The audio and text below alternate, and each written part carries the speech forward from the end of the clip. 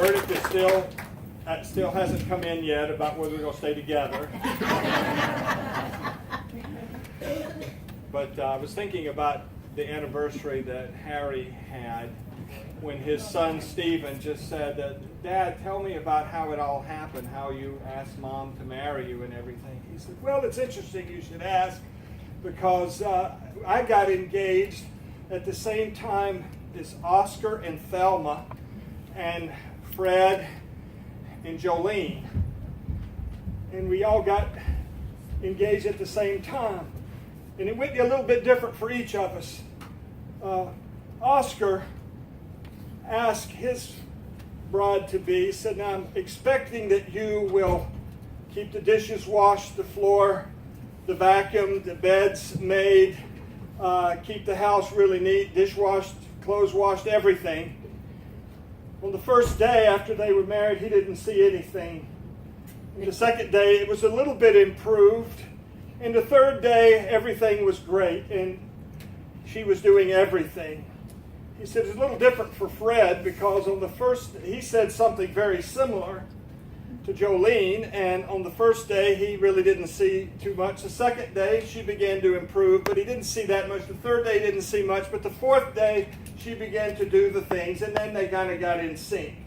He says, well, what happened with you and Mom? He says, well, when I said to Edna, I want you to be sure that every day the dishes are washed, the floor is clean, the beds are made, all my clothes washed, dishes, everything. He said, the first day I didn't see anything. The second day I didn't see anything. The third day the swelling went down and I began to see something out of my left eye. Then my arm was out of the sling by a week and I still have trouble urinating.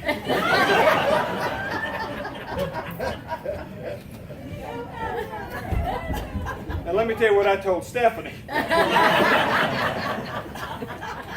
tell you what I told him.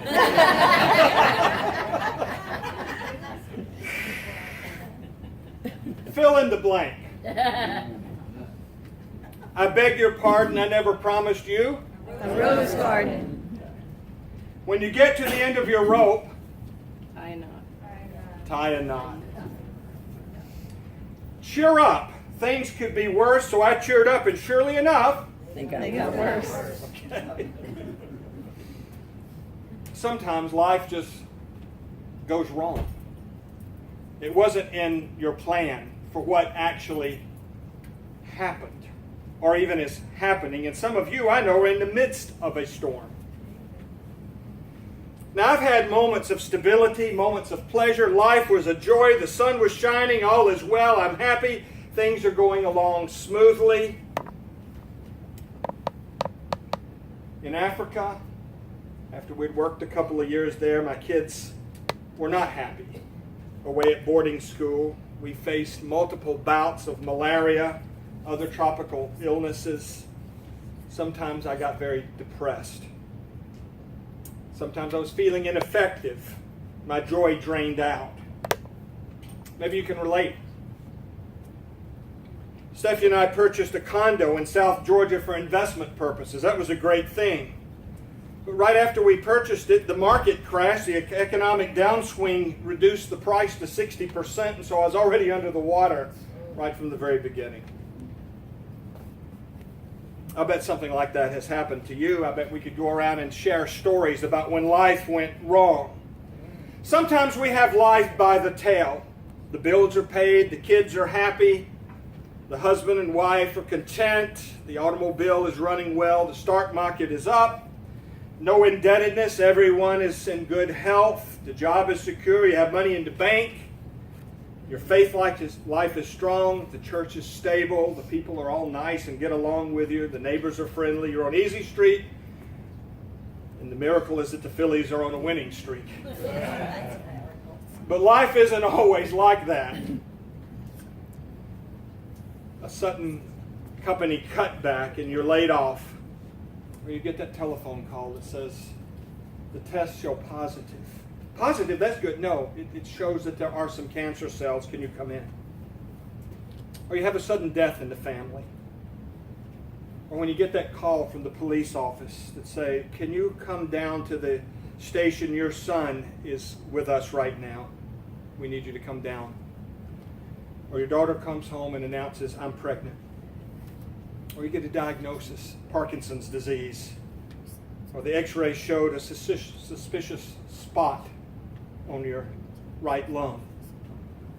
And when this happens, your life is suddenly discombobulated, where you experience life as oriented, stable, you had a really good balance going for you. Suddenly you are disoriented, and your equilibrium is disturbed. And we learn from that book that came out on death and dying by Dr. Kubler-Ross some years ago that our first reaction is denial. No, this can't be happening. It can't be happening to me.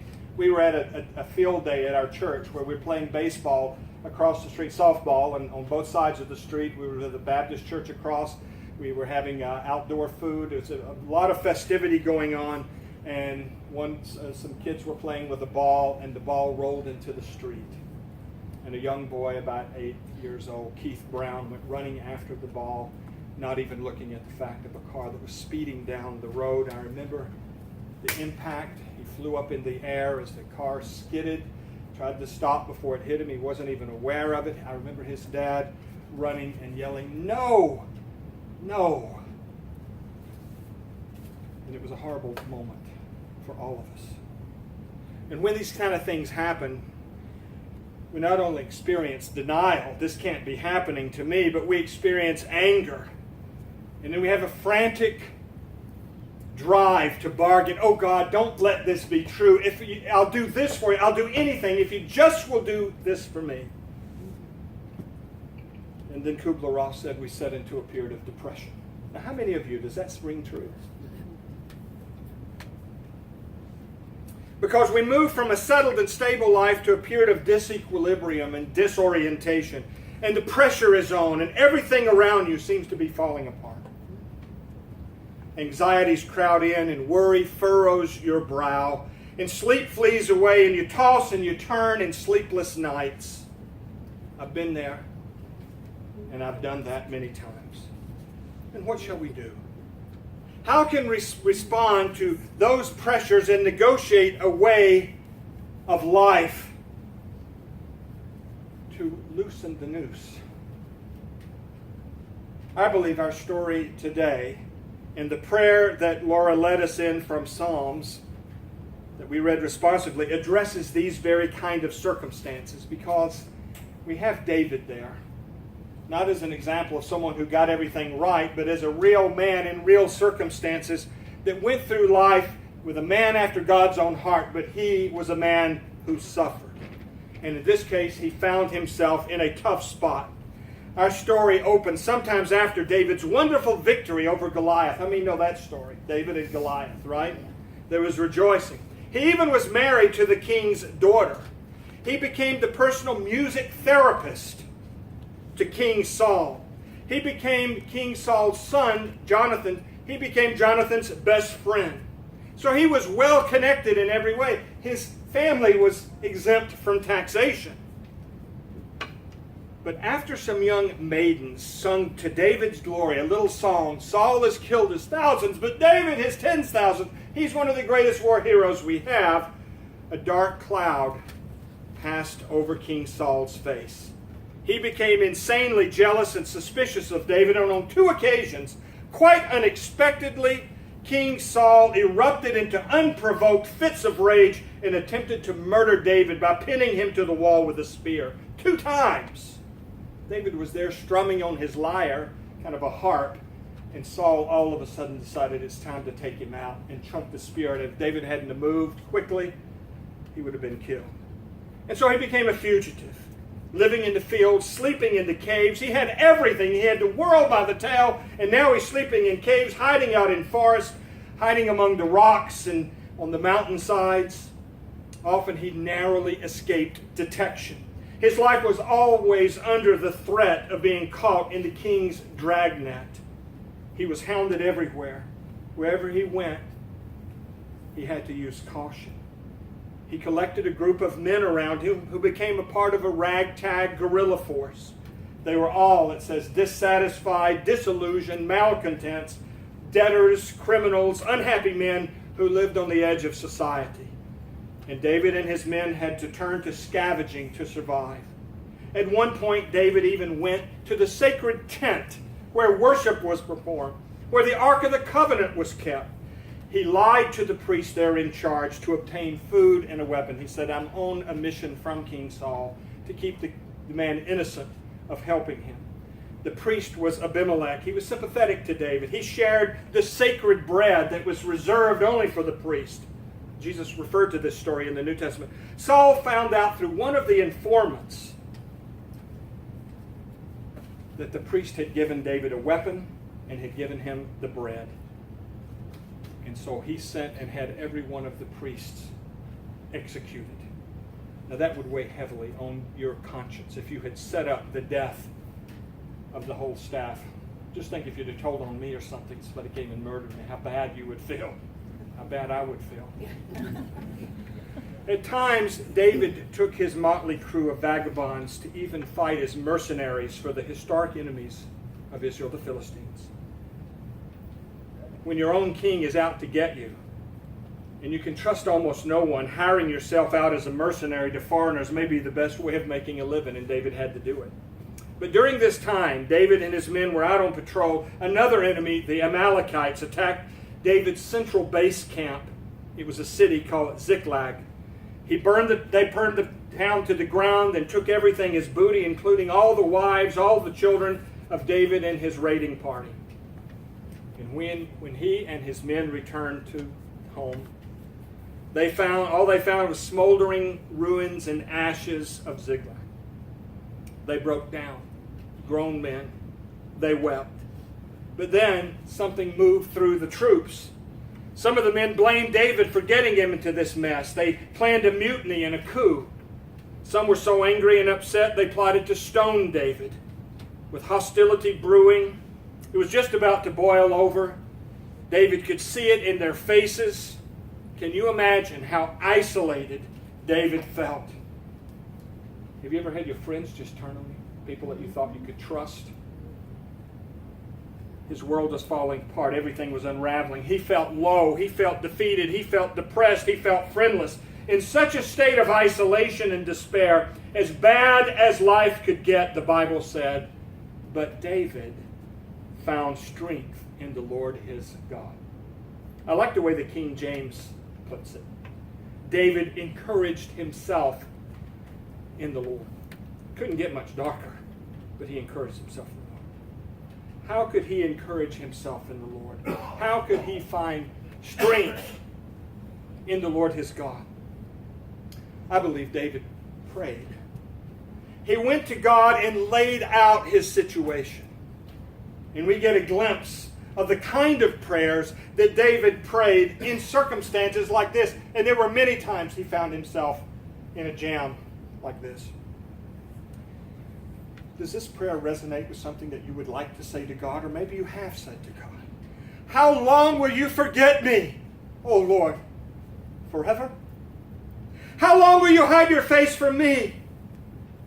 How long will I be left to my own wits, agony filling me daily? How long will my enemy keep defeating me? Look at me. Answer me, Lord my God. Restore sight to my eyes. Otherwise, I'll sleep the sleep of death, and my enemy will say, I won. My foes will rejoice over my downfall. Have you ever had one of those how long, O Lord moments? I was with my brother just a few weeks ago. It wasn't on his plan to get ALS. He said, Kim, sometimes it's a real test of faith. He said, you pray and you pray, and it doesn't seem that anything happens. How long, O Lord? Sessions with God. Ever felt that God had forgotten you? Ever asked, why me? David had many such occasions. And the Psalms are filled with these kind of prayers, psalms of wrestling, complaining, beseeching, begging, outpouring of a broken heart and a crushed spirit. A man who can pray like that is earnest. He knows that he's spiraling downward and calls on the Lord in desperation. But David, it said, found strength in the Lord his God. He reached out to God in his desperation. He poured out his soul and pleaded with God. In fact, we have 150 Psalms. 1/3 of the Psalms fit the category called laments, complaints. Israel treasured these prayers of David, and it shaped their faith. They came to worship, to complain, sometimes about God. It was honest speech, bringing to public expression the pain and the sense of loss. I believe David found strength in the Lord his God by taking his burden to the Lord and leaving it there.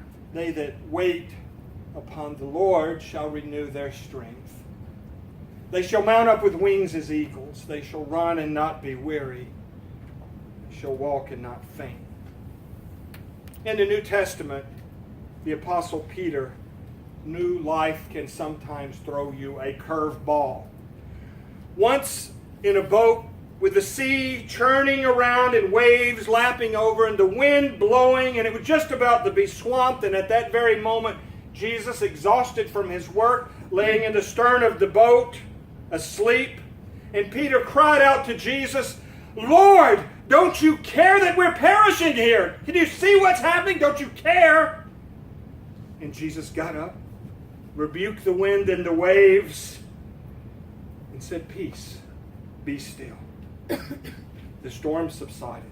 The wind became a gentle breeze. The sea became like glass. And years later, that same Peter wrote these words to encourage Christians in a time of hardship when he wrote, "Cast all your anxieties upon him because he cares for you." You get that? Don't you care? He cares. Experience taught Peter that Jesus never abandons us when the storms of life are raging. He stands by us. He's in the boat with us. He holds us in the palm of his hand always, and the storm that is so real to us is not something threatening to God. He holds us in the palm of his hand. But David found strength in the Lord his God. He had a little talk with the Lord and told God what he thought. He pled with God. He bargained with God, but he remembered God's mercy in the past. He decided that through it all, he would trust yet again. The psalm ended with David recalling the past, choosing to sing despite the present circumstances when he said, "But I have trusted in your faithful love. My heart will rejoice in your salvation. Yes, I will sing to the Lord because he has been good to me." Sometimes we just have to recall better times and realize we're going through a trial, but it's not the end of the story. Perhaps you're in such a storm today. What can you do? Well, we can pray, earnestly and honestly. We can encounter God and draw strength from the Lord your God. I know many of you have done that in the past because I've had people testify about hard times they went through when they thought all hope was gone and the light was almost out. And yet somehow, through a grace-filled word, through a moment, through a song they heard, through a smile, through somebody who gave a call to them or a check that came in the mail, that they were able to weather some hard time without giving up. And more than that, not only can we depend on God to do those things, we can lift up each other and bear one another's burdens. Now that's when this church really plays a role. I don't know how many people have told me that it was something that happened with their friends in the choir, their friends in this church, somebody who came by that was bearing their burden with them. They knew that someone cared. Paul wrote these words in a little letter to the Christians that were living in a part of what we would call Turkey today. He said, "Carry each other's burdens and so fulfill the law of Christ." God put us all together so that we would have other people to reach out to in love, willing to share the load, to be the people that we can lean on. I'd like my band to come forward, the band. And we're going to sing a little song. We'll sing two songs, actually, and you're going to sing with us if you know the words. One you have it written, the other ones you know. Bill Withers wrote the song Lean on Me, and it sums up what a community life should look at. First of all, I hear Jesus saying that to us, and then I hear us saying it to one another.